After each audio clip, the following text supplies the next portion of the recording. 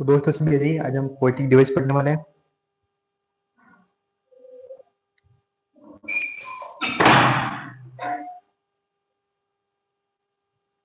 ठीक है, जल्दी आ जाइए।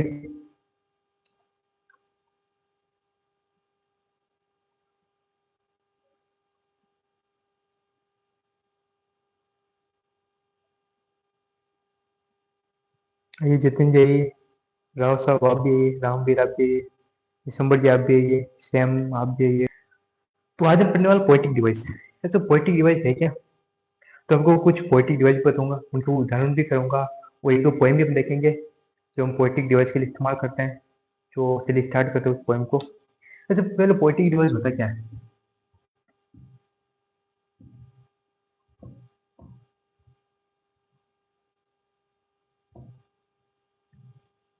ठीक है, तो पोएटिक डिवाइस ऐसे पढ़ने वाले तो पोएटिक डिवाइस होते क्या है?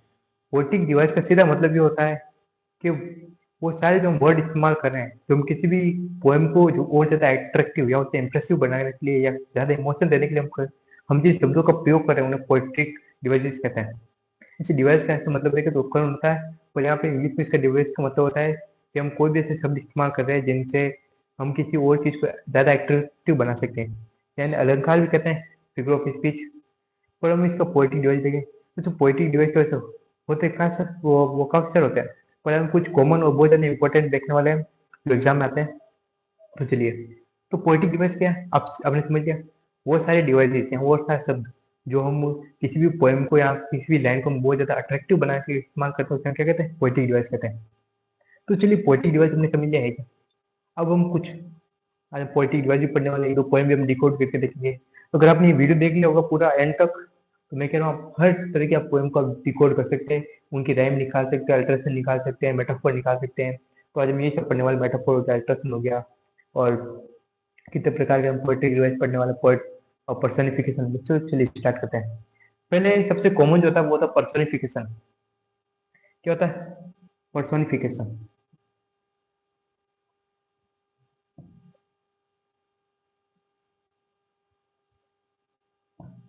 पर्सनिफिकेशन जैसे पर्सोनिफिकेशन का मतलब क्या होता है?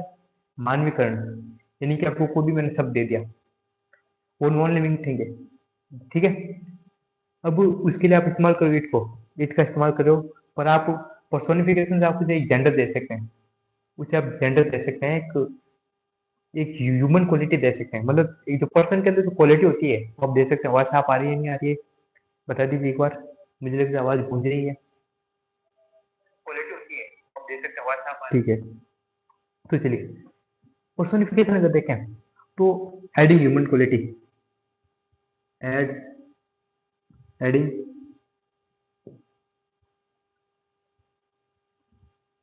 Human qualities.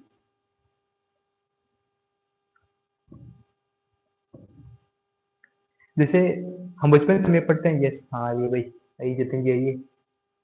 तो ह्यूमन क्वालिटी कैसे, आप भी सोचते हैं ह्यूमन क्वालिटी कैसे होती है? ठीक है, तो मैंने यहाँ पे लिखा एक सेंटेंस, देखा जैसे कई बार क्या होता है कि जो काउज होती है, हम काउ पे जब हमें निबंध लिखने के लिए जाते हैं, प्लीज एक्सप्लेन दिस। हाँ वो सब लेसन निबंध से करेंगे एक्सप्लेन, हर चीज एक्सप्लेन करेंगे हमारे चैनल के साथ, आप जुड़े रहिए। चलिए, adding human quality. Human quality कैसे? जैसे हम लिखते हैं एक काउ पे, हमें एक निबंध लिखते थे पहले ऐसे। ठीक है, तो उसमें हम लिखते थे, आपको पता चलेगा हमें इसकी जरूरत क्यों पड़ी है। Cow is a,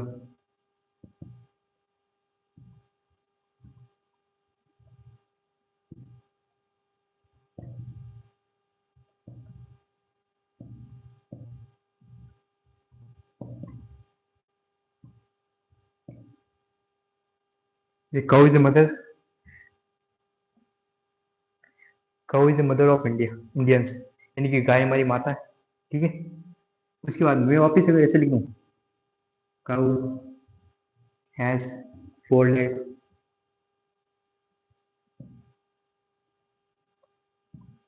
cow has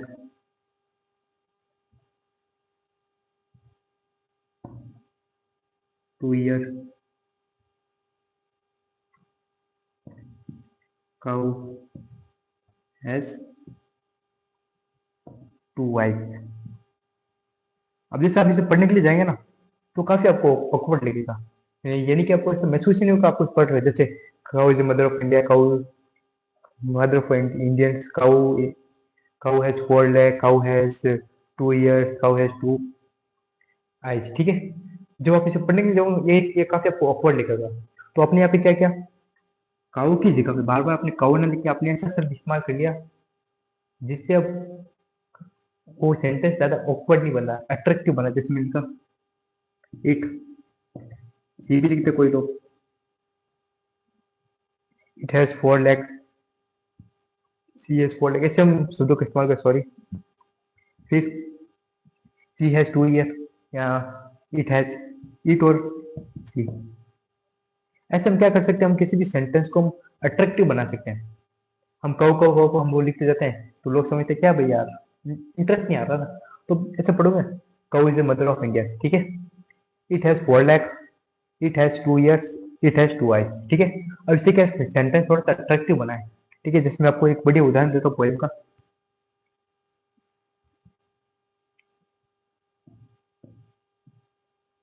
ठीक है, मैं बुक भी लिखा है साथ में ताकि आपको पॉइंट भी खड़ा तो चले ना। इसे देखिए, ये एक विंड पोएम है, क्लास 9th। हाँ, ये क्लास 9th की विंड पोएम है। और अब देखिए विंड पोएम को, दिख रही है भाई साहब?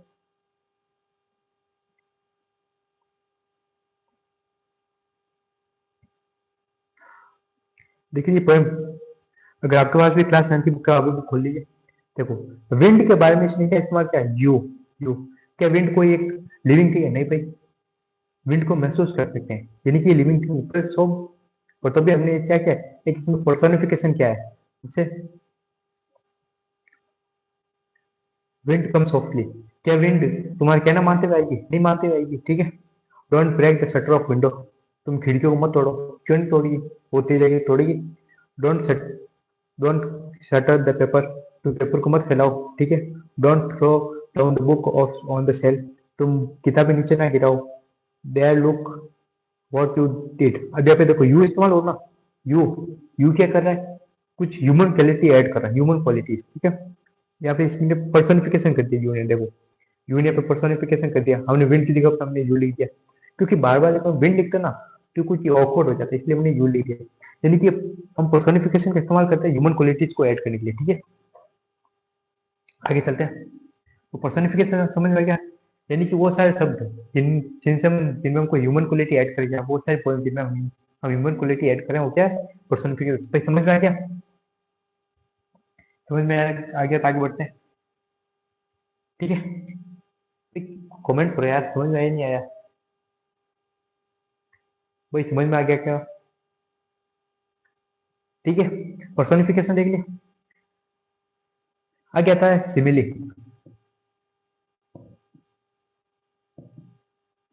सिमिले, सिमिली, यानी इसका मतलब क्या होता है, यानी कि सिमिले का मतलब होता है कि कोई चीज किसी की तरह है, यानी कि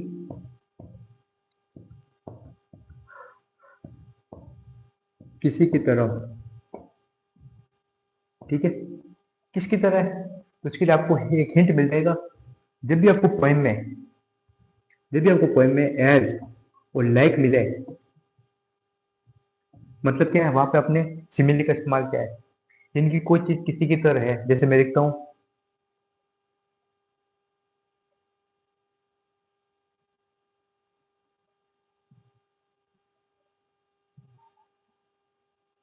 लॉर्ड राम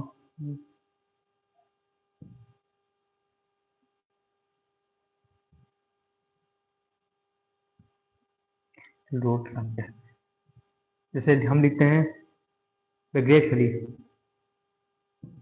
द ग्रेट खली इज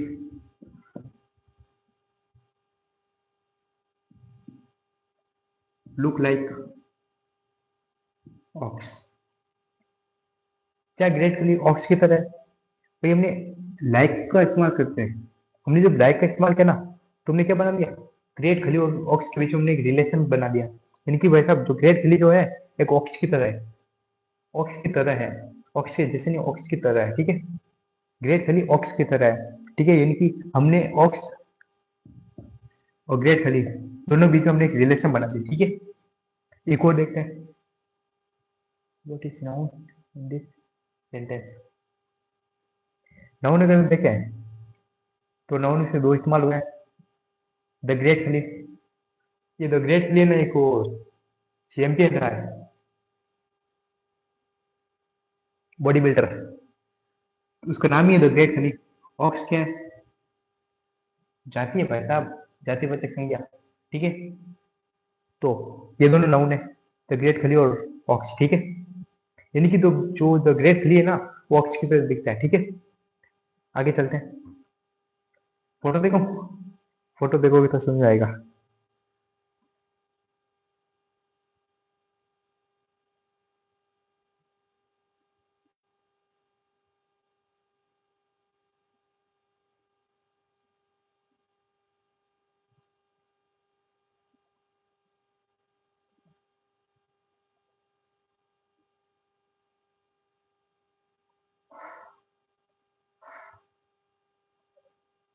तो ये है द ग्रेट खली, ठीक है, दिख गया, ये है मिस्टर द ग्रेट खली, ठीक है।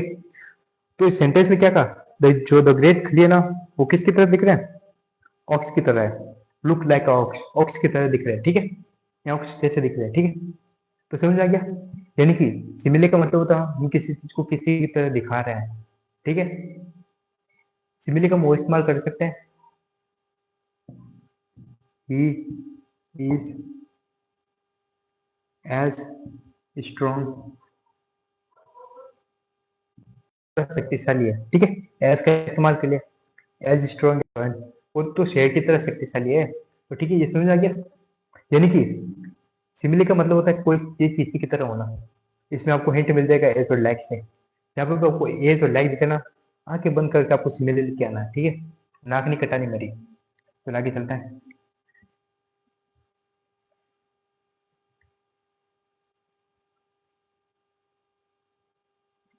सिमिली के बाद हमारे पास आता है मेटाफर।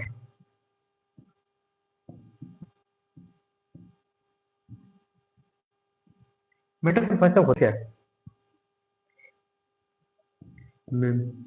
सिमिले और मेटाफर में इतना से अंतर है, सिमिले का मतलब उसी की तरह है, ठीक है, और मेटाफर का डायरेक्ट मतलब है वही है भाई। मेटाफर का मतलब क्या है, direct, direct relation.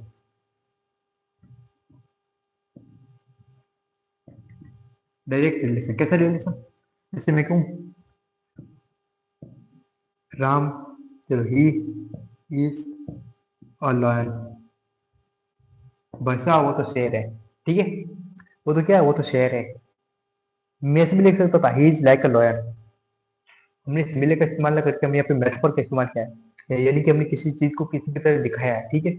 He is a lion, वो एक लॉयन की तरह, जैसे हमारे यहाँ पे एक मेटाफर दिया हुआ है पोइम में, आपको मेटाफर जरूर देखना चाहिए, पोइम में पढ़ा करो यार, मजा आता है।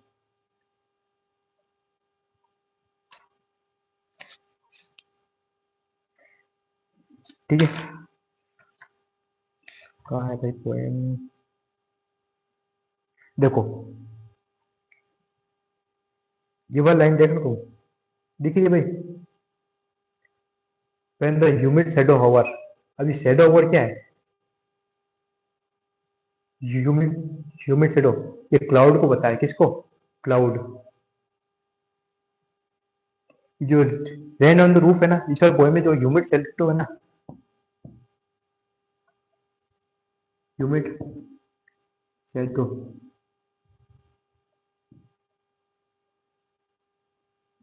वो किसको वो किसको डिनोट कर रहा है, क्लाउड को,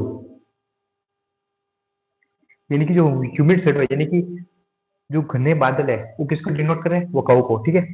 ही इज लोयन, वो शेर है, ह्यूमिड शैडो यहाँ पे इस बार पोएम में रेन ऑन द रूफ में क्या कर रहे हैं, ह्यूमिड शैडो किसको डिनोट कर रहे हैं, क्लाउड को। जैसे रोबोट फर्स्ट की एक बहुत बढ़िया पोएम है, इनकी कोई किसी की तरह नहीं, वही है भाई साहब, रोबोट फर्स्ट की एक पोएम है the road not taken, the road not taken, बड़ी भी होगी, क्लास 9 में आती है, मेरे फेवरेट पॉइंट पॉइंट में, ठीक है। यहाँ पे रोड को बता रहा है, ये लाइफ को बता रहा है, ठीक है।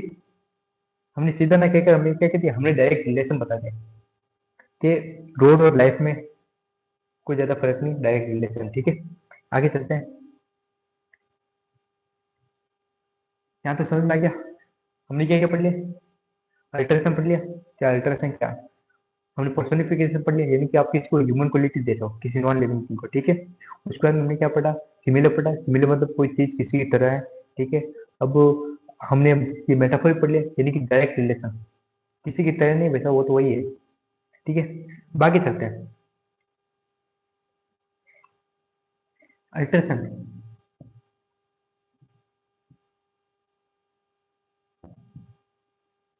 अल्ट्रेशन, अल्ट्रेशन का मतलब क्या है, same consonant sound,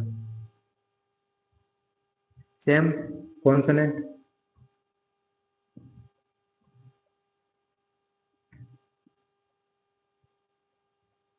same consonant sound, same consonant sound कैसे, यानी कि कॉन्सोनेंट आपको पता है वोवल को छोड़ के जितने भी अल्फाबेट में होते हैं वो 21 कॉन्सोनेंट है, ठीक है। अब सेम कॉन्सोनेंट साउंड कैसे हैं, जैसे मैं लिखता हूँ my dear, my dear, dear is very dear,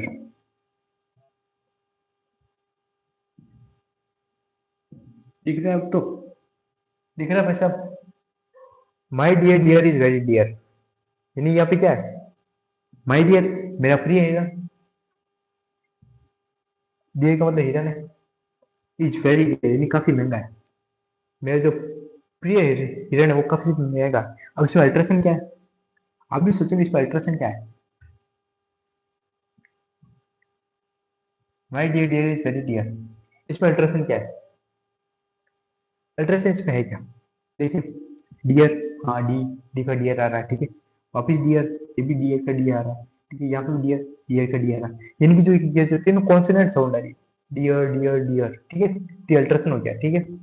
यहाँ तक समझ आ गया, किसी को डाउट है कमेंट करो यार, my dear, dear is very dear, ठीक है, समझ आ गया। यानी कि मेरा जो पालतू हिरन है वो काफी महंगा है, ठीक है। इसका मतलब ये निकलता है, यहाँ पे जो डियर जो दे रखा है naval dear,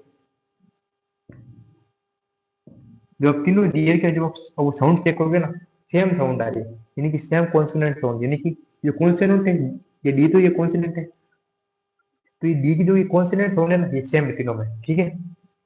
dear dear dear, ठीक है। आगे चलते हैं।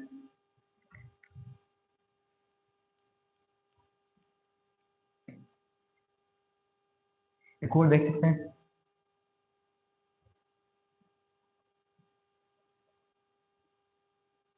शिप, शुड,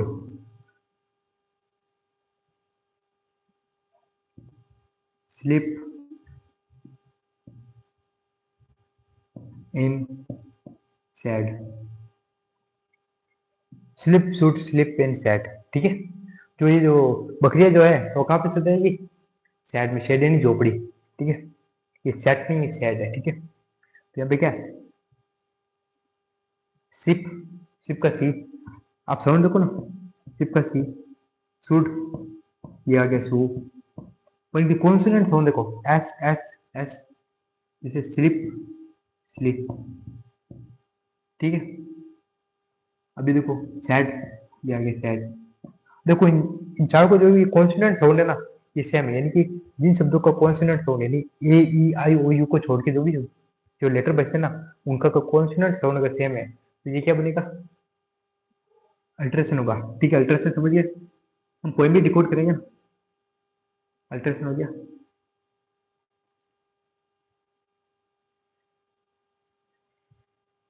वो था एक अनोयंस,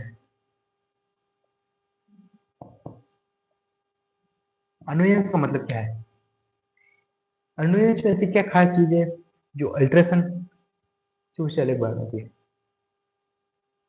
हाँ ये देखो कि अभी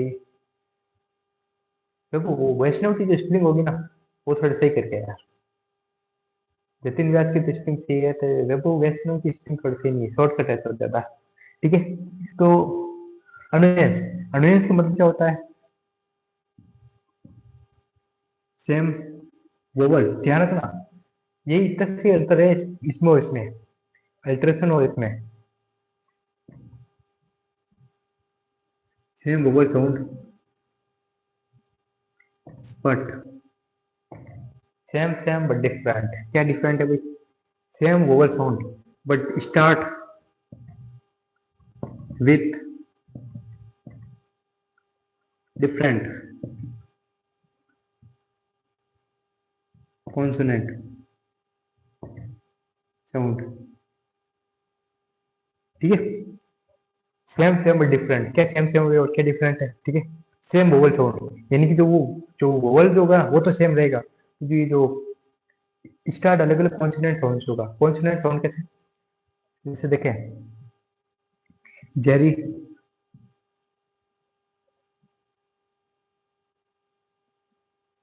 इज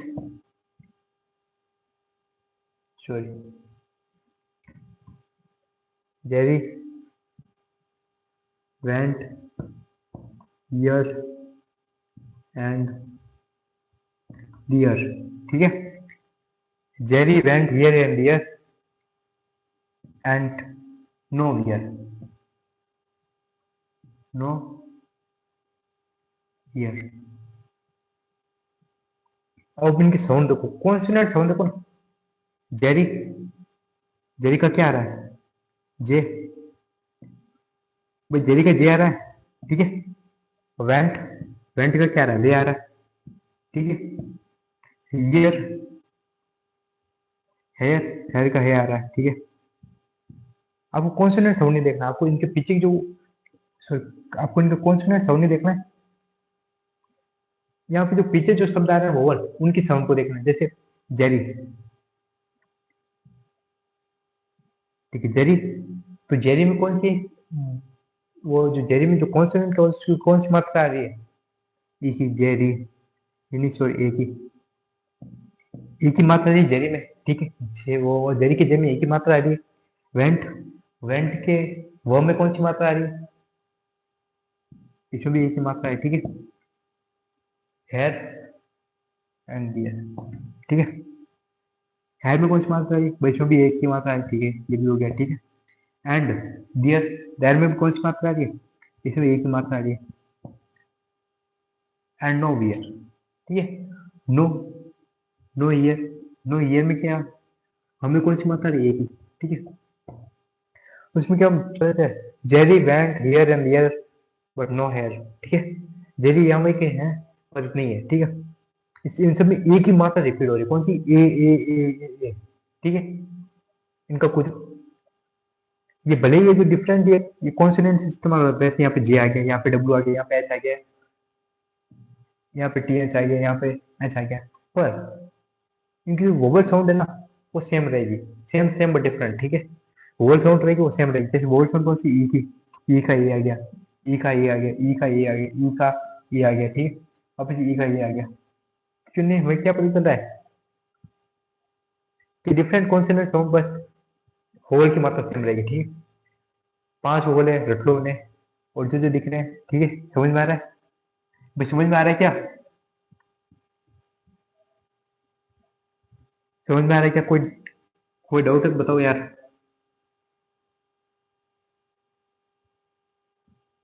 ठीक है, कोई डाउट है तो बताओ। तो ये है, अब आगे चलते हैं।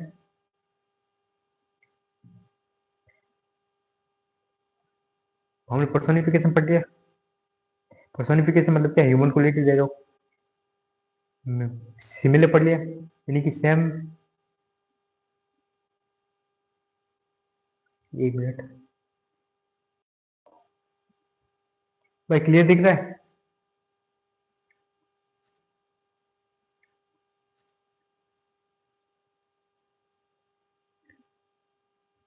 चलो बताओ, क्लियर दिख रहा है नहीं दिख रहा है? दिख रहा है क्लियर? ठीक है, ये तो बेटा मुझे भी दिख रहा है।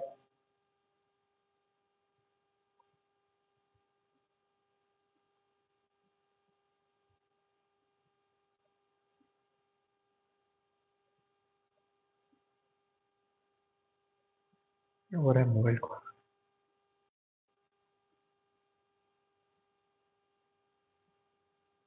ठीक है, तो कोई नेटवर्क प्रॉब्लम आ गई थी। चलो चलो देखो देखे क्या होता है। चलो तो देखो देखे आगे क्या होता है। क्या होता है आगे देखे। हमने हमने पर्सनिफिकेशन पढ़ लिया, यानी मानवीकरण, ह्यूमन क्वालिटी दे दो। ठीक है, उसके बाद में मेटाफर पढ़, ठीक है, उसके बाद में मेटाफर पढ़ लिया, यानी कि किसी कोई चीज जो है ना उसी की तरह ही है। ठीक है, ही इज लोयन, वो शेर है। ठीक है, फिर बाद में क्या हमने सिमिलर पढ़ लिया, जिसमें लाइक और जाता है, यानी कि कोई चीज किसी की तरह है। ठीक है, उसके बाद में हमने क्या पढ़ा, अल्ट्रेशन पढ़ लिया। ठीक है, और अनोनियस पढ़ लिया। अब एक पीछे बचता है हमारा हाइपरबोल। हाइपरबोल का सवाल आता है तो पढ़ लो।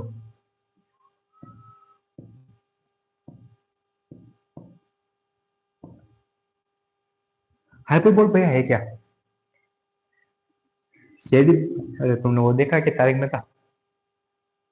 हाँ हेलो बबू हेलो। भाई तारक मेहता देखा? वहां से तुम्हारा हाइपरबोल क्लियर हो जाएगा। ठीक है, थोड़ा सा दिमाग लगाओ। भाई तारक मेहता देखा है? भाई लाइव में जो सुन रहे तारक, क्या उन्होंने तारक मेहता देखा है? मैं पेन नहीं पढ़ लेता हूँ कि आप लोगों ने तारक मेहता देखा है? जैसे देखा बिल्कुल सीधी। तो भाई तुम सीरियल वीरियल भी देखते हो? मत देखा करो यार। टीएम के ओसी। हाँ देखा है भाई, हमने भी देखा था पहले। पर मेरे साथ सब इतना ठीक नहीं बनता रहे। अब तो वो जो नए नए कैरेक्टर आ गए ना, उनकी वजह से वो ठीक नहीं बन रहा है। एपिसोड तो गड़बड़ जा रहे हैं, लोग भी कम देख रहे हैं। और यहाँ पे मीटर फुल देखो भाई, सब लोग एक साथ आओ भाई लाइव में। मेरी पेन की इंक खत्म हो गई, इंक भर ली। इंक भरते भरते हाथ भी काले हो गए। ठीक है, ठीक है, तो हाइपरबोल, जब तारक मेहता देखते तो आत्माराम तुकाराम भिड़े एक डायलॉग कहता है हमारे जमाने में। ठीक है, कबड्डी का मैच होने वाला है, चलो देखते हैं। देखो देखे क्या होता है। तो टीएम क्वेश्चन, तारक मेहता उल्टा, तारक मेहता का उल्टा चश्मा में क्या होता है, आत्माराम तुकाराम भिड़े जबरदस्त डायलॉग बोलता है हमारे जमाने में। यानी भाई साहब उसके जमाने में, उसका जमाना शायद तो 500 600 1000 साल पुराना रहा होगा। हमारे जमाने में तो जब ऐसा कहता है ना, वो हाइपरबोल कह रहा है। ठीक है, हाइपरबोल का मतलब क्या है, बढ़ा चढ़ा के किसी बात को कहना। यहाँ से आपको ऐसे पता चल जो हाइपर, हाइपर मतलब क्या होता है, किसी चीज को बहुत ज्यादा बड़ा है वो जो हमें, अगर हम किसी चीज को बहुत ज्यादा अगर बढ़ा चढ़ा के कह रहे हैं ना, उसका मतलब हाइपरबोल। ठीक है, क्वालिटी साफ करने आ रही है। ठीक है,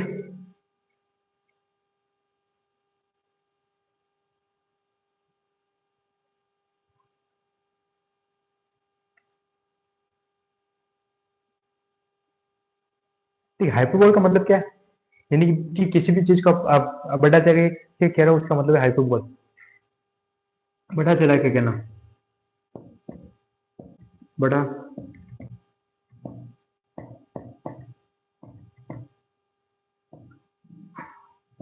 यानी कोई चीज आपसे बड़ा चढ़ा के कह रहे हो। जैसे मैं तुम्हारे लिए पहाड़ भी हिला दूंगा, यानी क्या, मैं तो तुम्हारे लिए हिमालय पर्वत उठा लूंगा। तो यहाँ पे बोल कह रहा है उठा ही नहीं सकता, रावण से नहीं उठा, तुम किस खेती मुनि हो रहे, तुम वहां से उठा लो हिमालय। ठीक है, तो वो क्या कह रहा है, मैं हिमालय पहाड़ उठा लूंगा, यानी कि वो हाइपरबोल कह रहा है। ठीक है, हिंदी में इसे कहते हैं अतिशोतक। अतिशोतक यानी कि जरूरत से ज्यादा वो कुछ अट्रैक्टिव बना रहा है। ठीक है, अतिशोतक का मतलब होता है जरूरत से ज्यादा क्या बना रहा है, अट्रैक्टिव, सेंटेंस को अट्रैक्टिव बना रहा है। जैसे हाइपरबोल का मतलब ये होता है कि भाई साहब किसी चीज को, कोई भी चीज आप उसे बड़ा चटा के कह रहे हो। जैसे मैं तुम्हारे लिए पहाड़ उठा लूंगा, मेरा दिल तुम्हारे लिए धड़कता है। जैसे इसे हाइपरबोल कहते हैं। मेरा भाई तुम माउंट एवरेस्ट से भी लंबा है, हो ही नहीं सकता। ठीक है, तो ये हाइपरबोल है। हाइपरबोल मतलब बड़ा चढ़ा के कहना। समझ गए? यानी कि कोई चीज उसे आप बड़ा चढ़ा के कह रहे हो, उसे हाइपरबोल कहते हैं। ठीक है, समझ गए? किसी भी चीज को बड़ा चढ़ा के कह रहे हो मतलब कि हाइपरबोल है। ठीक है, समझ गए? किसी को कोई डाउट है कमेंट में लिखो। हाइपरबोल का मतलब क्या है? किसी भी चीज को आप जब बड़ा चढ़ा के कह रहे हो एक्सट्रीमनेस पे, तो उसे कहते हैं हाइपरबोल। ठीक है, एक सेंटेंस देखते हैं। माई ब्रदर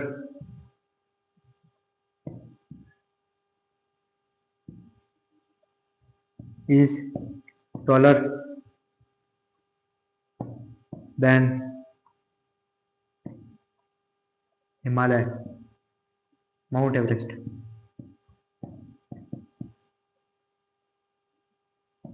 मेरा भाई हिमालय, मेरा भाई माउंट एवरेस्ट से भी बड़ा है। ऐसा कभी हो सकता है? नहीं, क्योंकि वो हाइपरबोल कर रहा है ना, वो बात को बहुत ज्यादा बड़ा चढ़ा के कह रहा है। ठीक है, तो हाइपरबोल समझ में आ गया, किसी बात को बड़ा चढ़ा के कहना।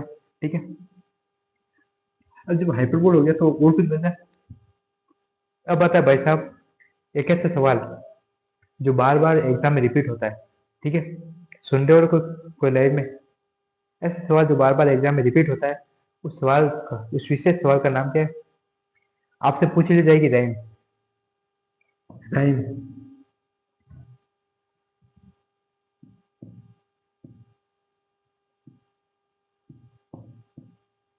राइम का मतलब क्या है? राइम का मतलब है भाई साहब कोई भी तान, कोई भी एक वो सुर, वो रिदम में चल रहा है, उसे क्या कहते हैं? राइम कहते हैं। राइम क्या है? यानी कि रिदम। जैसे मैं कहता हूँ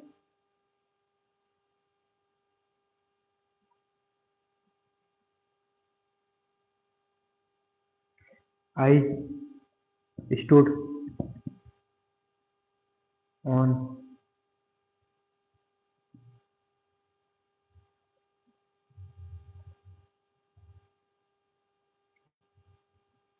would he stood on would. ठीक है, और जब भी आपको राइम मिलेगी, राइम आपको सेंटेंस लास्ट में मिलती है। राइम का मतलब ये, यहाँ पे एक शब्द रिपीट नहीं होगा। राइम का मतलब क्या है? आपको आवाज देखनी, जैसे would, should, could, growth, growth, जो भी ऐसे जो सेंटेंस होते हैं जिनमें कोई राइम मिलती है, जिनमें कोई रिदम मिलता है, उसे हम क्या कहते हैं? राइम कहते हैं। ठीक है,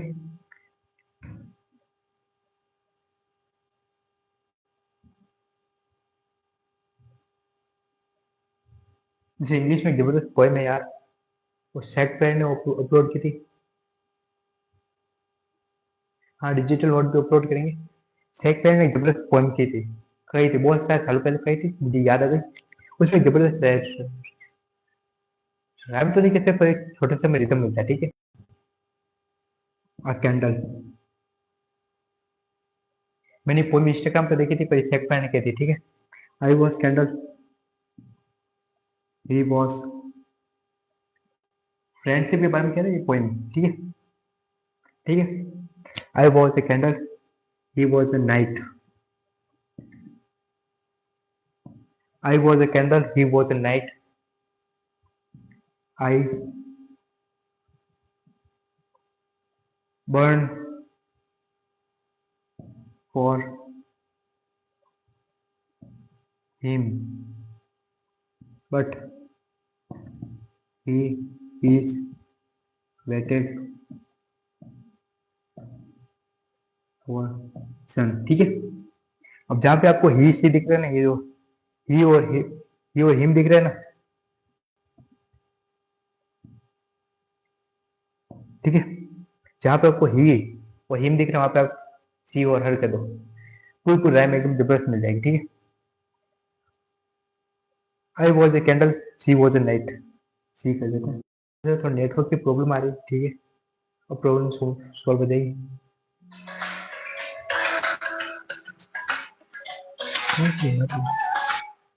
ठीक है,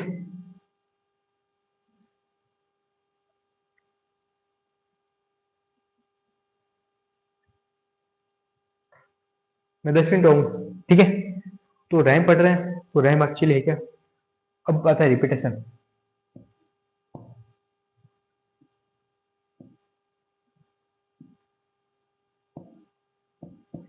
नाम से समझ गए, यानी कि कोई word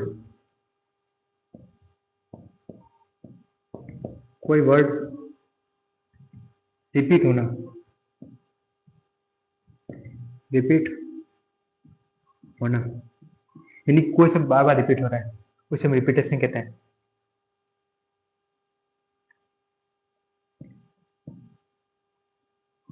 he was happy, I was happy,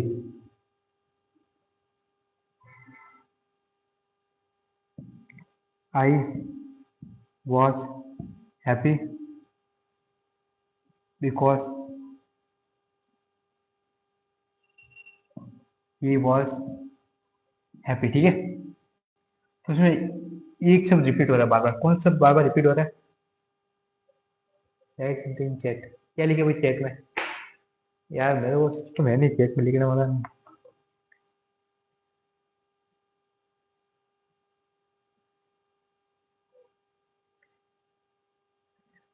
बड़ी बात है, मैं चैट में लिख नहीं सकता।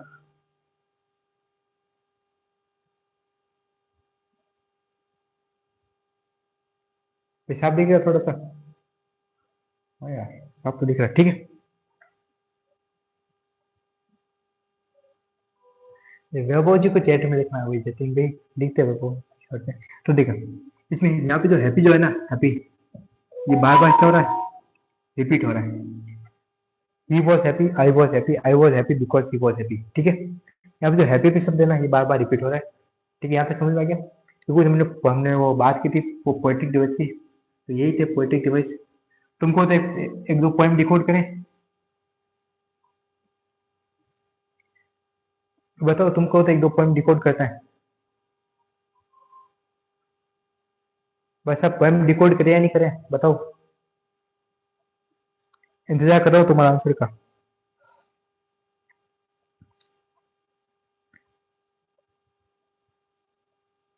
पोएम डिकोड करें क्या?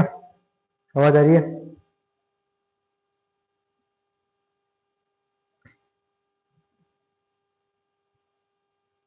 The history of lack. अच्छा हाँ, हिस्ट्री ऑफ लैक मुझे एक और याद आ गया, poetry device imaginary.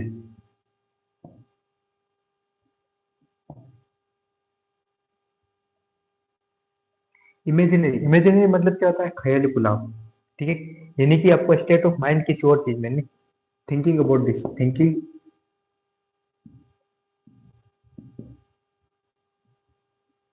About something.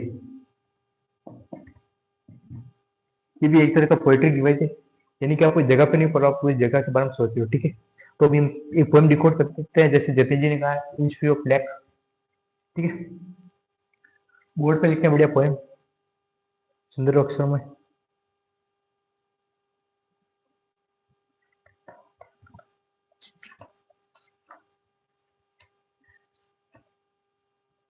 तो देखें, चलो देखो देखें,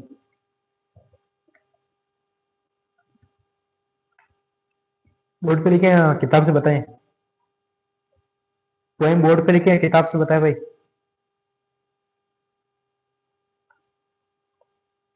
तुम बताओ भाई, पोएम हम बोर्ड पे लिखे हैं, किताब पे लिखे? मतलब किताब से बताएं।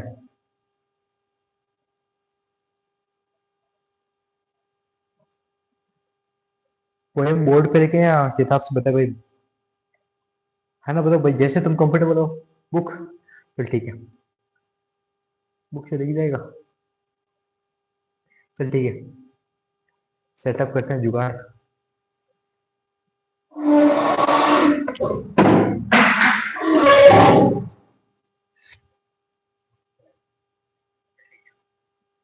ठीक है, तो देखो देखिए क्या होता है भाई।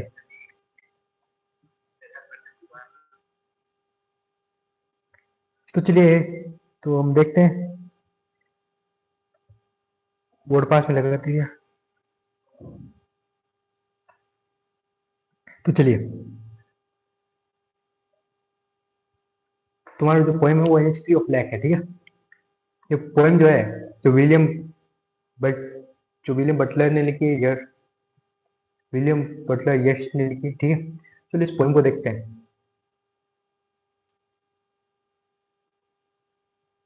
देखिए पोएम सबको।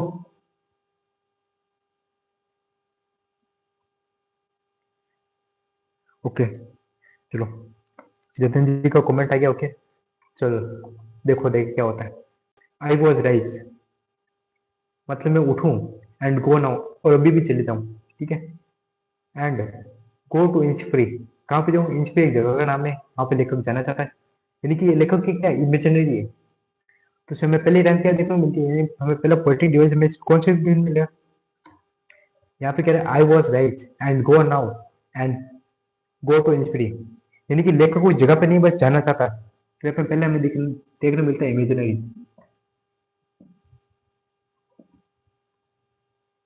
ठीक है। तो मैं पहला पोएटिक डिवाइस में क्या देखने को मिला? इमेजिनरी, यानी कि जो हमारा लेखक जो है ना उसे इमेजिन कर रहा है, ठीक है। मतलब कि इस लाइन का मतलब है आई वॉज अराइज, अराइज का मतलब मैं उठूं, और गो ना और हाथों हाथ चले जाऊँ। कहाँ पे चले जाऊँ? गो टू इंस्टी, कहाँ पे? इंस्टी जगह का नाम है, वहां पे चले जाऊँ, ठीक है। आगे देखते हैं। एंड स्मॉल कैबिन बिल्ड जाए, और मैं अपनी एक छोटा सा कैबिन बनूं, यानी कि मैं अपने रहने के लिए एक छोटी सी जगह बनूं, ऑफ प्ले एंड फिटलेट। फिटलेट का मतलब क्या था? स्टिक, जो स्टिक होती है उससे मैं एक छोटा सा घर बनूं, ठीक है।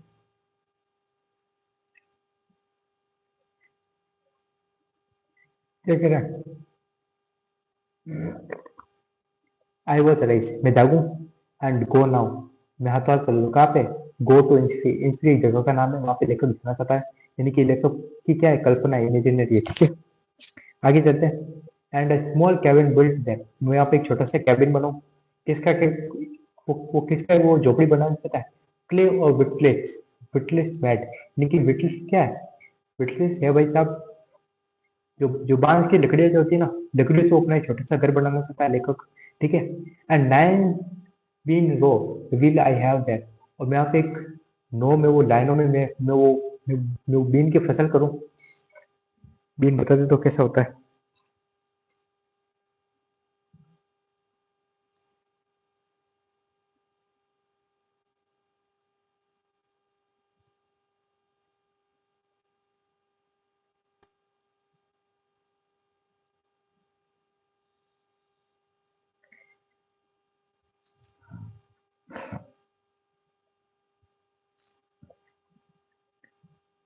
बीन का मतलब क्या है यहाँ पे? बीन का मतलब यहाँ पे वो क्या उगाना चाहता है? वो उगाना चाहता है फड़िया, यानी कि गंवार फड़ी, ठीक है। बीन का मतलब वो वहां पे गंवार फड़ी उगाना चाहता है, यानी कि नो रो में वो क्या उगाएगा? गंवार फड़ी, ठीक है। And a high for a honey bee, मतलब क्या है? एक वो मधुमक्खियों का छत्ता, हाईवे नहीं क्या होता? छत्ता। For honey bee, honey bee क्या होता है? मधुमक्खियां, ठीक है। मधुमक्खियों के लिए एक छत्ता बनाओ, ठीक है। And leave alone in the be loud plate, यानी जहाँ पे वो जो मधुमक्खी जो अपना गाना गाई थी, जो उनकी जो वो भिनभिनाहट होगी, उससे मैं क्या करूँ? मैं उसको सुनता रहूँ, मैं उसको सुनता रहूँ, ठीक है। ये कवि का कहना है, यानी कि इस वाले हम फर्स्ट स्टैंडर्ड को डिकोड करके हमें क्या पता चला कि लेखक इंस्पिरी जाना चाहता है, ठीक है। को तो इंस्पिरी जाना चाहता है, वो चाहता है कि वो उठे, जाके और काफी जाए इंस्पिरी में, ठीक है। And and small cabin build है, यहाँ पे एक छोटा सा केबिन बना है। वो किसका? वो केबिन बनाना चाहता है क्ले और विटलेस, विटलेस नहीं स्टिक का, ठीक है। Nine bean row will will I have that, यानी कि वो वहाँ पे नो जो जो वो फली होती है गंवार फली, उनके वो क्या करना चाहता है? वहाँ पे खेती करना चाहता है, ठीक है। And high for the honey bee, honey bee क्या होता है? मधुमक्खी, यानी मधुमक्खियों का वो छतन लगाना चाहता है, ठीक है। And leave alone in the be loud clash, यानी कि अकेला रहना चाहता है। कहाँ पे? अलोन का मतलब क्या था? अकेला, यानी कि जो अपना जो लेखक जो ना अकेला रहना चाहता है। कहाँ पे रहना चाहता है? मधुमक्खियों का गाना गा, जो मधुमक्खियां जो अपना गाना गाती हैं, उसमें वो अकेला सुनना चाहता है, ठीक है। एंड आई शैल हैव, तो सेकंड स्टैंडर्ड में आ जाओ, दिख रहा है वैसे सबको? I shall have some peace there for, ठीक है। आई वॉज पीस देयर, वहां पे पीस का मतलब क्या था? शांति। मैं आशा करता हूँ वहाँ पे शांति होगी। And for piece coming drop from dropping dropping from the well of morning to where the cricket sing। यानी कि जो जो मेरी आंखें जब खुले ना सुबह, तो क्या होना चाहिए कि जो मॉर्निंग जो होती है ना, वो धीरे धीरे वो डे में बदलनी चाहिए, यानी मिड डे में बदलनी चाहिए, ठीक है। और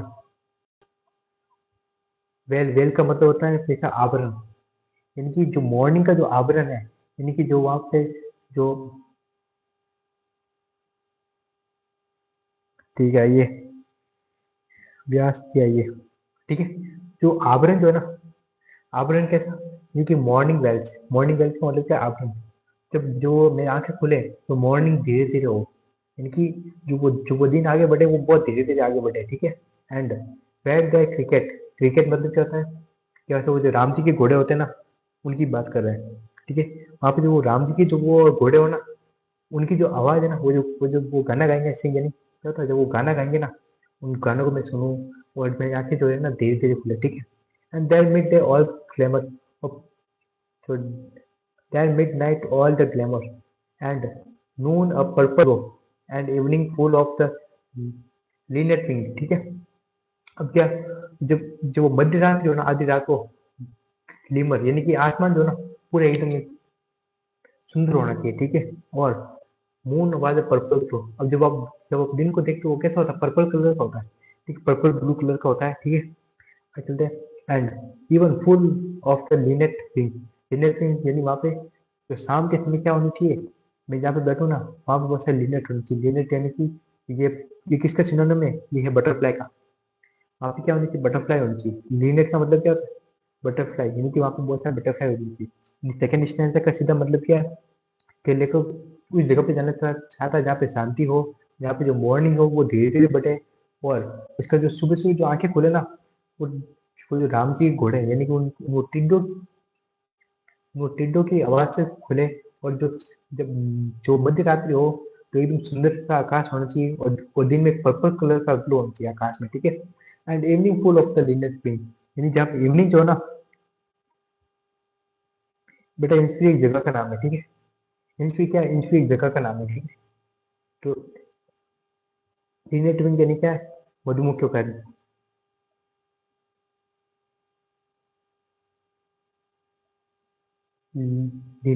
वो लिनेट क्या है, बटरफ्लाई, जहाँ पे जो बटरफ्लाई के विंग को देखे और वो अपनी शाम हो जाए, ठीक है। And I was arise and go for, अब देखो यहाँ पे वापस वही आ रही लाइन, ठीक है। I will arise and go now for for for always night and day, यहाँ पे अपना प्रत्येक दिन और रात बिताना चाहता हूँ। I hear the lake water lapping with low sound by the shore, मैं किनारे पे बैठ के जो वो नदियाँ जो अपना पानी, यानी कि वो जो तालाब जो होता है ना, छोटे छोटे तालाब, जो अपना पानी जब वो उनका जो वो पानी जब वो धीरे धीरे गिरे ना, तो उस आवाज को सुनना चाहता हूँ। और क्या करना चाहता है कभी, वो कभी क्या कहना चाहता, Lord sound by the shore, यानी कि मैं किनारे पे बैठ के मैं धीरे धीरे आवाज सुनूं, ठीक है। While I stand on roadway, पर वो कहाँ पे खड़ा है, इमेजिन देखो उसकी, वो भी कहाँ पे खड़ा है, वो खड़ा भी रोडवे, रोडवे यानी क्या है, यानी कि रोड के साइड में खड़ा है, ऑन द पेवमेंट ग्रे, ठीक है। पेवमेंट ग्रे में, फिर पेवमेंट ग्रे यानी वो जो अपने फुटपाथ पे खड़ा है। And I hear the hard core, I hear it in the deep hard core. और ये जो मैंने अभी ये जो पोएम बताई ना, ये विलियम ने जो भी पोएम बताई ना, वो उसके दिल से निकली, ठीक है। क्या, इसने जो भी पोएम तो बताई है ना, वो क्या है, वो उसके दिल से निकली, ठीक है। तो अगर हम इस पोएम में देखें, चलो देखते हैं। पहली बात तो इसमें कौन सा पोएट्रिक डिवाइस इस्तेमाल हुआ है, इमेजिनरी, यानी कि सारी ये जो लेखक की इमेजिनरी एक और वो कल्पना, ठीक है। आगे देख रहे हैं, यहाँ पे देखो इंच फ्री है, inch free, honey bee, honey bee. अब देखो, भले ये दोनों डिफरेंट कॉन्सोनेंट साउंड से स्टार्ट होने, फ्री, ठीक है, फ्री है, ठीक है। और कौन सा है, बी, ठीक है। तो आप देखो इन दोनों में क्या कॉमन आ रहा है, ई कॉमन आ रहा है, नहीं आ रहा है, ई कॉमन आ रहा है, तो इसमें इसमें किस चीज का इस्तेमाल हुआ, अलोयंस का। इसमें कोई पोएटिक डिवाइस इस्तेमाल हुआ जिसका नाम क्या, अलोयंस। ठीक है,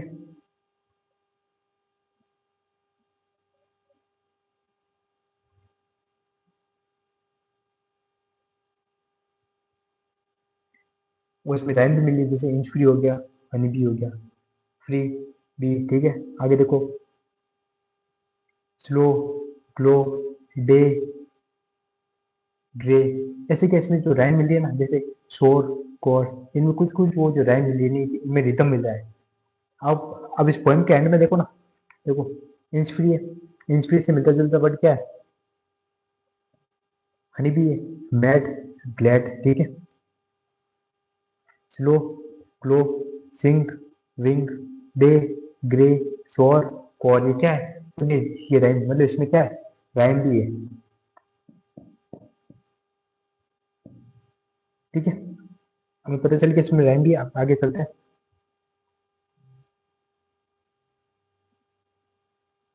वो चीज पता चली, ये तो ये इमेजिनरी पोएट्री डिवाइस इसमें इस्तेमाल हुआ है, और एक इसमें राइम इस्तेमाल हुआ है, आगे देखते हैं।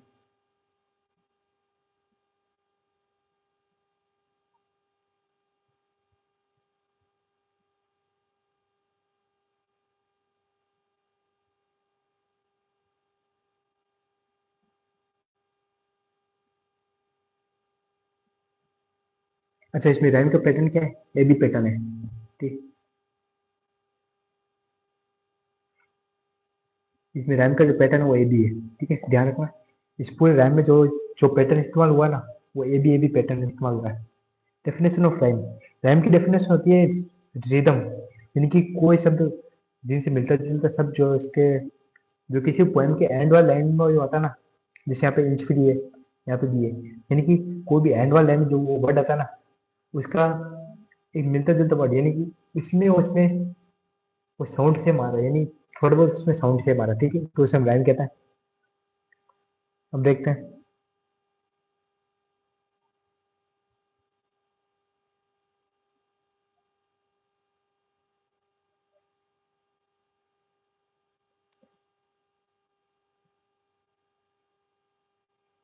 अब देखो इसमें कुछ कुछ वो कॉमन वर्ड भी इस्तेमाल हुआ है, ये नहीं यहाँ पे रिपीटेशन हुआ है।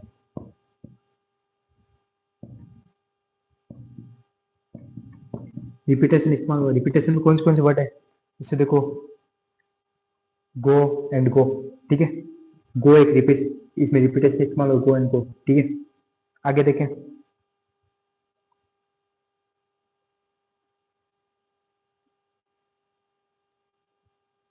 यहाँ पे एंड भी रिपीटेशन है, एंड है, तो यहाँ पे एंड, तो एक और रिपीटेशन वर्ड इस्तेमाल हुआ एंड। ठीक है, एंड इन वर्ड पैराग्राफ में मिलेगा, एंड। ठीक है, देखो गो, को एक एक ही रिपीटेशन बन गया। ठीक है, और मेरे को एंड। ठीक है, अब यही पैटर्न यहाँ पे फॉलो हो रहा है, एंड। ठीक है, फिर आप यहाँ पे देखें तो एंड।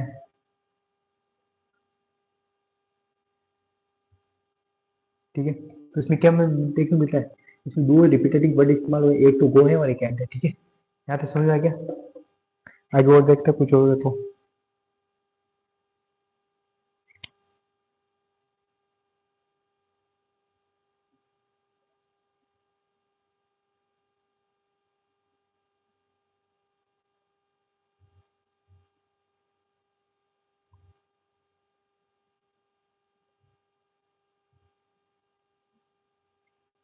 तो ठीक है, हमने इस बार पूरी पोएम को हमने डिकोड कर लिया है। अगर आपको कोई और कोई डाउट हो तो आप कमेंट में लिख सकते हैं, मैं आपके इस डाउट का जल्दी जवाब दूंगा। और थैंक यू फॉर वॉचिंग, आप इसी चैनल के साथ बने रहिए। धन्यवाद।